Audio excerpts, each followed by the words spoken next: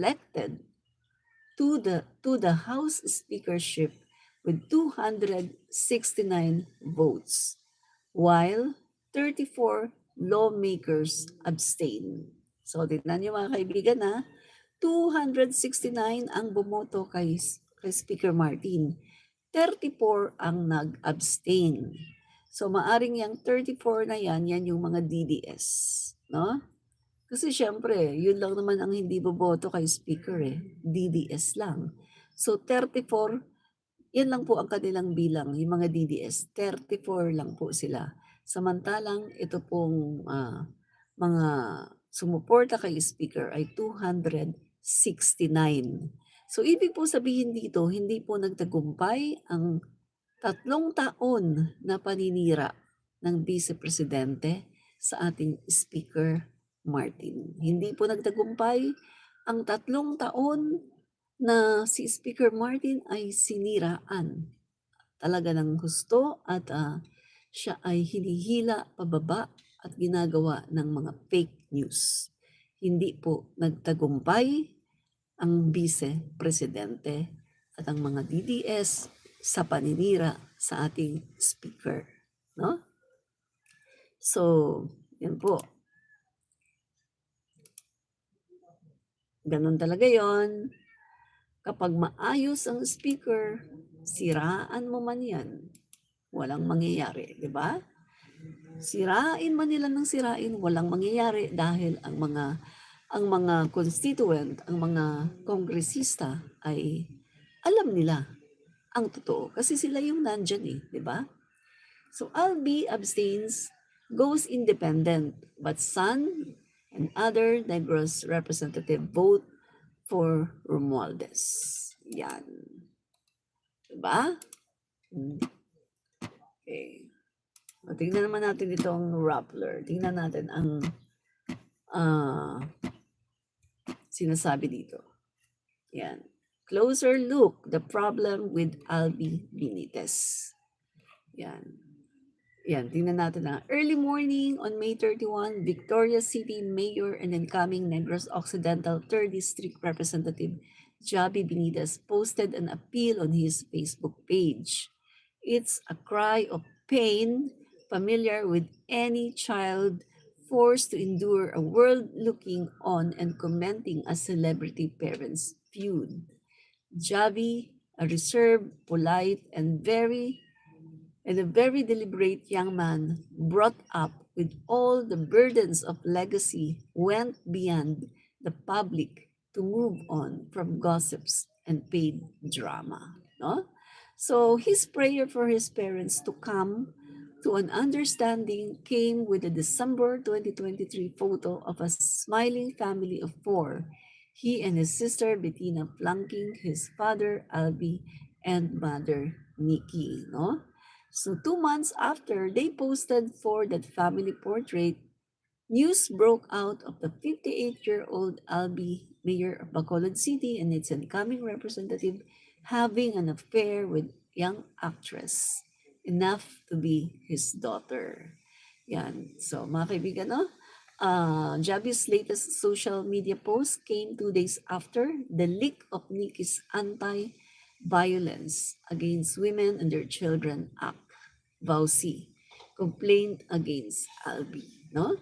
So, aside from this recent case of infidelity, she claimed a long history of emotional and psychological abuse, capped by his alleged withholding of a court-approved monthly financial support of 200,000, her restricted access to conjugal assets, and his effort to exert control over our personal and financial autonomy. So, may problema siya, no, mga kaibigan. Etong si Albi Benitez ay naakusahan ng kanyang sariling asawa, no? Infidelity, ng pang-aabuso, no, emotional at etc. No? So, eto mga kaibigan, kaya ba siya ganito? Kaya ba siya ganito mga kaibigan? Dahil hindi maayos no yung kanyang buhay, no? For one, Albi is potential replacement for House Speaker Martin Romualdez, one of his confidants told Rappler, no? So, yun po ngayon ang problem, mga kaibigan. Bago ka mag-aspire na maging House Speaker, ayusin mo muna ang iyong pamilya. Kung ang iyong pamilya ay hindi mo maayos, paano mo na lang aayusin ang House of the Representative? Oh, ganun po yan eh. 'Di ba? Katulad na lang ng past president, si Duterte. Eto mga kaibigan open secret yan, 'di ba? Nagkahiwalay sila sa asawa niya, no? Yung original ng asawa. Nag-annul sila. Nag-annulment kasi nga siguro hindi na natiis yung pambababae ni Digong. Pagkatapos, si Digong merong kinakasama, no? Si Avancenia. Kinakasama kasi hindi po niya pinakasalan. Ngayon, habang meron siyang kinakasama, ay meron po siyang girlfriends kabi-kabilaan. So, nangyari po yung kanyang mga original na anak doon sa kanyang asawa na pinakasalan, no? Ay merong malaking galit sa kanilang tatay. Lately lang naman po nila napatawad ang tatay nila ng totally. Nung may nangyari lang 'no, yung may nangyari kay Sara Duterte sa confidential funds. Doon lang sila talaga nagkaroon ng bonding ng tatay niya kasi parang nagpatulong siya. At, eto nung napunta sa ICC ang tatay niya, doon lang sila nagkaroon ng talagang relasyon 'no. Si Sara mismo nagsabi niyan, na nung napunta sa ICC ang tatay niya, doon lang sila nagkaroon ng relasyon mag-aama 'no. Kasi nga matagal na nagha-harbor sila ng bitterness, ng galit sa tatay nila dahil pinabayaan 'no, yung pamilya, yung kabi-kabila yung mga kabit, yung mga girlfriend kabi-kabila. So eto ngayon mga kaibigan, tingnan mo ang nangyari sa Pilipinas. Ang Pilipinas 'di ba nung hinawakan ni Digong, ang Pilipinas po ay lumubog. Ang Pilipinas po ay nabaon sa utang. Ang Pilipinas ay, nasa kadiliman. Kabi-kabilang patayan, 'di ba? Kabi-kabilang patayan. Hindi tamang COVID-19 response, maraming injustices, mga human rights violations, hindi tamang pagpapatupad ng mga batas 'no, walang paggalang sa batas.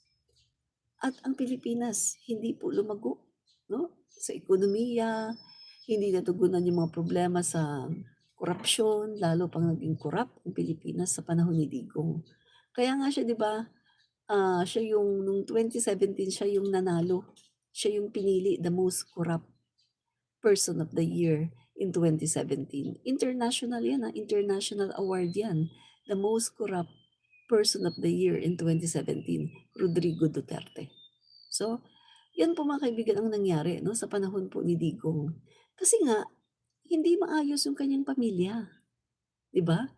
Eh, bago mo ayusin ang Pilipinas, bago mo ayusin ang bansa or bago mo ayusin ang isang institusyon, ayusin mo muna ang pamilya mo. Kaya nga hindi maganda 'no, na maghalal ng pangulo ng Pilipinas na magulo ang pamilya, na pamilya nga lang hindi maayos, 'di ba? Tingnan mo nangyari din sa panahon ni dating Pangulong Erap, oh, 'di ba?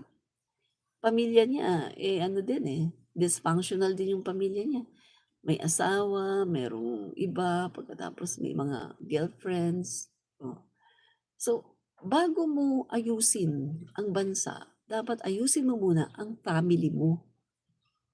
So, katulad din po ito ngayon 'no, kay Alby Benitez. Bago siya maghangad para maging House Speaker, dapat ayusin niya muna ang kanyang family. Kasi paano mo nga naman pamumunuan, paano mo pagagandahin ang isang institusyon na katulad ng House of the Representative kung mismong pamilya mo hindi mo maayos. Make sense, mga kaibigan? Kailangan ayusin mo muna ang pamilya mo, ayusin mo muna yung sarili mo, bago mo ayusin at pamahalaan ang isang institusyon. Yun lang yun po mga kaibigan. Amir Ruzul, hello Ma'am Admin Rich, have a blessed day. Maraming salamat, Amir Ruzul. No? Yan. Ganyan lang yan mga kaibigan, no? Kaya eto po, kay Albi Benitez na isa rin sa nag-aambisyon mga kaibigan, ay bago po siya mag-ambisyon, kailangan ayusin niya muna ang kanyang family. Yan. So, mukhang hindi prinsipyo kung praktikalidad yung sasabihin natin, no, mga kaibigan. Yung sinabing pagiging independent, mukhang diskarte lang para manatiling relevant sa parehong panig. Correct. Kasi nga naman, pag sinabi mong independent ka, parang ayaw mong pumanig doon sa majority. Ayaw mo ring maging minority. So, mag-independent ka. Parang ano yan mga kaibigan, lumalagay ka sa gitna. Lumalagay ka sa gitna na ayaw mong ma-offend din yung mga kaibigan mo, mga kasamahan mo na nasa majority. At the same time, ayaw mo din sabihin na nandito ka sa minority. 'Di ba? Para kumbaga walang ma-offend, walang magagalit, walang magsasabi na nagte-take side ka. So, independent ka na lang. Yan po yung mga playing safe na tinatawag. Playing safe, hindi po sila makapag-decide. Sila po ay nagpe-playing safe na lang. So, mag-i-independent na lang sila. Kasi pagdating ng araw, kapag sila ay tatakbo sa isang seat sa gobyerno, ay hangad nila na makuha ang suporta ng majority at ng minority. Yan po yan mga kaibigan. Kaya marami po na gumagamit ng salitang independent. Gusto nilang maging independent, no? Hindi sila nagsaside sa majority at hindi rin sa minority. Dito sila independent. Sila yung mga nagiging neutral na tinatawag, no? So, obvious no yung game plan. Game plan na to ay isang obvious na obvious. Para sa mga majority no, mga kaibigan, at para sa mga oposisyon, gusto ng access sa parehong benepisyo, mga kaibigan, no? So, itong sinasabi ni Albi Benitez na suportado daw niya no, ang ating Pangulo, pero kinakalaban naman si Speaker Martin Romualdez na suportado ng presidential son na si Sandro Marcos. So, meaning mga kaibigan, may basbas ng palasyo ang pagsuporta kay Speaker. So, kung titingnan natin, no, mukhang walang logic yung sinasabi ni Albi Benitez na sinusuportahan niya ang ating Pangulo na pakain ng aso. Nagpakain ka ng aso? Yan. So, wala pong logic yung sinasabi ni Albi Benitez na sumusuporta siya sa Pangulo pero kinakalaban niya si Speaker. Si Speaker Martin na pinsan ng Pangulo, Speaker of the House, taga-suporta ng ating Pangulo, tagapagtanggol ng ating Pangulo sa lahat ng mga naninira no, sa ating Pangulo. At si Speaker din ang tinatawag nating shield. Kaya ang Pangulo natin ay hanggang ngayon ay nasa katungkulan pa dahil nakita naman natin napakaraming mga destabilization plot na gustong gawin para sa ating Pangulo at gustong umpisahan sa Kongreso sa pamagitan ng pagpapatalsik kay Speaker Martin at pag-i-install kay Gloria Macapagal Arroyo at pagkatapos ay gagawan ng mga gawa-gawang kaso ng impeachment si PBBM para ipa-impeach at para iupo ang kanilang vice-presidente at gawin itong Pangulo. So lahat po yan ay naging failure. Lahat po yan ay hindi nagtagumpay dahil po dito kay Speaker Martin Romualdez. Siya po ang unang-una na tagapagtanggol ng ating Pangulo. Pero kinakalaban ni Congressman Albi Benitez. So saan mo makikita doon yung kanyang totoong suporta sa ating Pangulo? Hindi totoo ang kanyang suporta sa ating Pangulo. Yan po ang nakikita ng sambayan ng Pilipino. Dahil kung tunay kang sumusuporta sa ating Pangulo, di ba dapat susuportahan mo din si Speaker Martin Romualdez? Bakit ka nag-o-oppose? Bakit ka naninira sa kanya? Di ba? Po yung mga kaibigan, no? Yan. Tingnan po natin itong isang article.